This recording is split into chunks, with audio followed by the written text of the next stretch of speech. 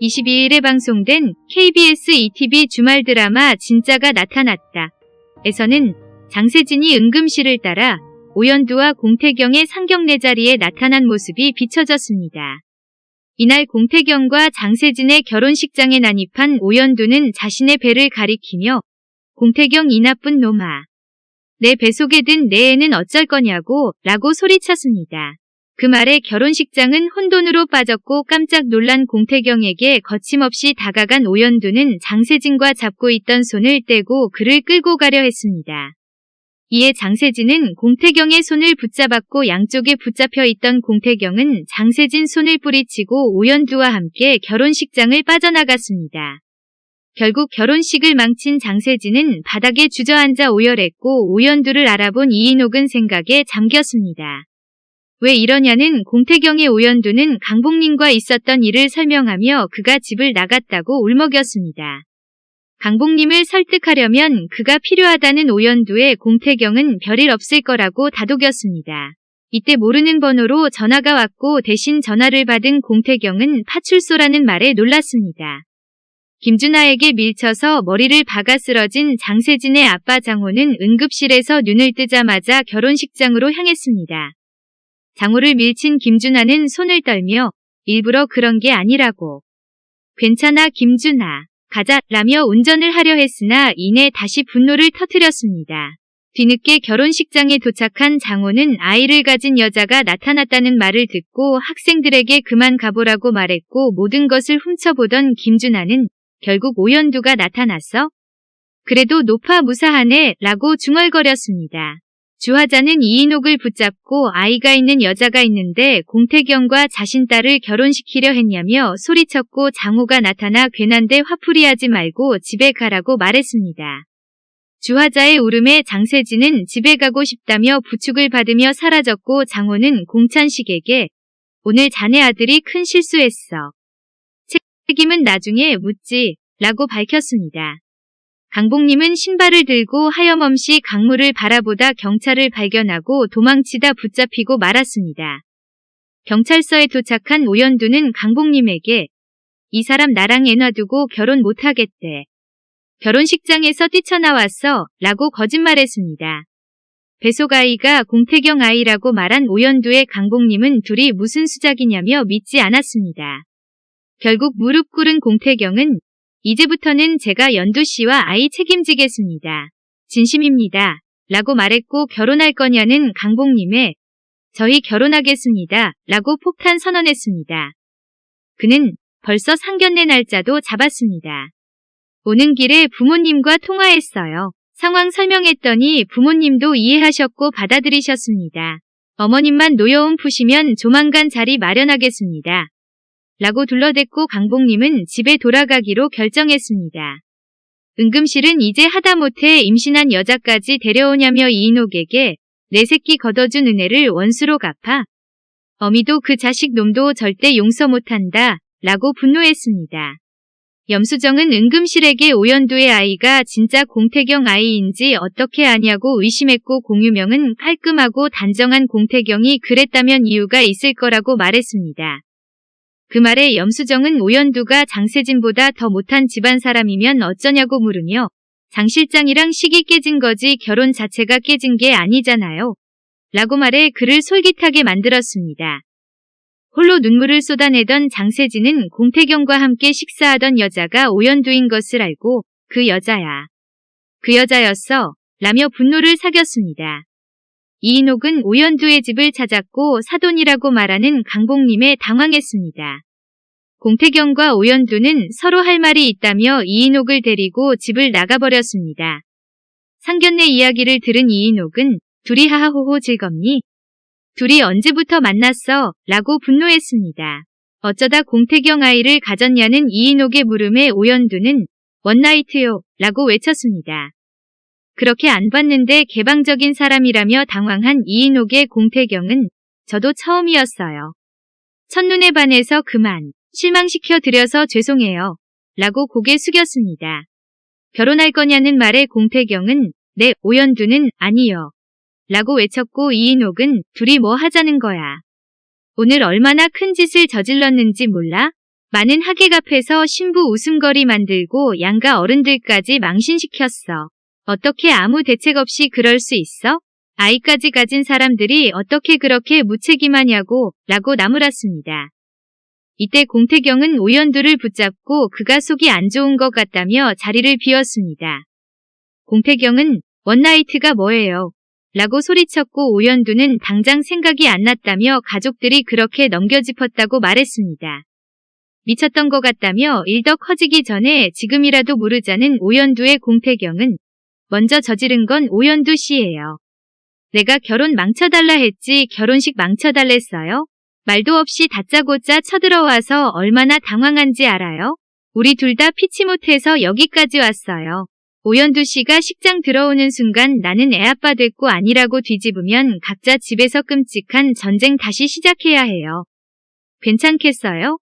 라고 물었습니다. 그건 못한다고 말한 오연두는 이제 어떻게 하냐고 물었고 공태경은 제대로 쇼를 해야죠 라고 말했습니다. 자리에 돌아온 두 사람은 이인옥에게 저희 서로 사랑해요. 허락해주세요 라고 밝혔습니다. 이번에는 둘이 짰냐는 이인옥의 공태경은 믿기 힘드실 거 알아요. 저도 이런 사람 만났다는 게 믿기지 않아요. 처음으로 내 편이라는 느낌을 받았어요. 바닥까지 보여도 아무렇지 않은 이라고 전했습니다. 오연두는 제발 헤어지라는 말은 하지 말아달라며 아이 아빠라서가 아니라 이 사람 자체가 좋아요. 결혼할 사람이니까 포기해야 한다고 몇 날 며칠을 울었는데 라고 말했고 공태경은 포기? 어떻게 그런 생각을 해요? 라며 연기를 시작했습니다. 그만하라고 소리친 이인옥은 내가 허락해도 할머니는 안 받아들이실 거야. 너희 잘난 사랑을 인정해서가 아니야. 배속아이는 죄가 없으니까 라고 말했습니다. 공태경은 이인옥을 의식해 일부러 오연두를 끌어안으며 이제 도망갈 생각 버려요. 우리는 이미 한 배를 탔어요. 라고 속삭였습니다. 은금실은 장세진에게 전화해 식이 깨진 거지 결혼이 깨진 건 아니라며 공태경과 혼인신고하고 별채로 들어오라고 전화했습니다. 전화를 끄는 장세진은 눈물을 쏟아내며 신부 화장을 지우기 시작했습니다. 장호는 올드스쿨을 찾아 사과하는 공찬식에게 사과는 장세진에게 하라며 나하고 자네 인연은 여기까지야. 라고 차갑게 말했습니다. 장세진은 오연두 집을 찾았고 가족들에게 제가 바로 그 비련의 여주인공이에요. 라고 말했습니다. 나가서 이야기하자는 오연두에게 그는 왜요? 가족들 앞에서 얘기 나누기에는 나 뜨겁고 자극적인 얘기라서 라고 비아냥거렸습니다. 눈치껏 가족들이 사라지자 장세진은 오연두에게 생각보다 뻔뻔하네요. 미안하다는 말 정도는 할 줄 알았는데 라고 말했습니다. 오연두는 말은 너무 쉽잖아요. 어제 일은 어떤 말로도 위로가 안 되니까 라고 말했고 장세진은 은금실 호출이라며 할머님은 아직 날 공태경 씨 짝으로 생각하세요. 그만큼 오연두 씨 행동이 불쾌하고 괘씸하시겠죠. 많이 불안해 보이네요. 무서우면 말해요. 내 선에서 해결할 방법 있으니까. 아이만 포기해요. 라고 제안했습니다. 무슨 말이냐는 오연두의 장세진은 평생 이런 집에서 가난하게 사는 아이가 낫겠어요? 처음부터 다 가진 아이로 태어나는 게 낫겠어요? 엄마가 아이를 행복하게 해주는 방법은 여러 가지예요. 오연두 씨는 그 영양제 잘 챙겨 먹고 잘 낳아주기만 해요. 아이는 공태경 씨와 내가 최상의 조건에서 모자람 없이 키울 테니까. 내 아이도 안 낳고 키울게요. 약속해요. 물론 오연두 씨한테도 과분한 보상이 따르겠죠. 아이를 잃어버린 슬픔을 잊어버릴 만큼 이라고 말했습니다. 그 말에 오연두는 개소리도 참 정성스럽게 하시네요. 언제는 애를 못 낳는다더니 이제는 안 낳아요? 내 아이예요. 내가 왜 그쪽 같은 거짓말쟁이한테 내 아이를 맡겨요? 라고 거부했습니다. 장세진은 둘이 내 뒷말까지 한 거야? 재미있네. 싫으면 말아요. 가서 할머님 상대해보면 알겠죠? 라고 말했고 오연두는 가자고 큰소리쳤습니다. 장세진이 사라지자 주하자는 공태경 병원을 찾아 모두가 보는 앞에서 내가 가만히 있을 줄 알고 내 애 가진 년 찾아서 주리를 틀 거야. 내 애 떨어지라고 난리 굿을 칠 거라고 라고 난동을 부렸습니다. 그 말을 떠올린 공태경은 다급하게 오연두에게 전화를 걸었습니다. 이인옥은 응급실에게 이미 아이가 생겼는데 어쩌겠냐며 너그럽게 받아들여달라고 부탁했으나 먹히지 않았습니다. 집에 온 오연두에게 응급실은 아주 넌 멀쩡하구나. 너 혹시 꽃뱀이냐? 결혼할 남자의 아이를 가졌으면 조용히 처리할 일이지 예식장에 나타나서 부끄러운 줄도 모르고 소리질러? 우리 집안에 뜯어먹을 게 많아 보이든 이라며 분노를 쏟아냈습니다. 가는 게 좋겠다며 붙잡는 이인옥에게 오연두는 괜찮아요. 이왕 온 거 할머님 꾸중 다 듣고 제 말씀도 드리겠습니다.